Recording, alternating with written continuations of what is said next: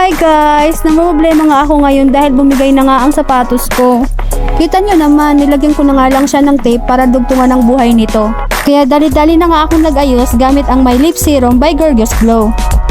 Pumunta na nga kami sa pinakamalapit na mall para makabili ng sapatos ko. At sakto nga yung pagpunta namin dahil naka 3-day sale sila. Tuwang-tuwa nga ako dahil halos lahat ng item ay naka-sale.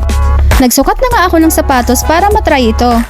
Halos lahat nga ng item ay magaganda kaya nahirapan akong pumili.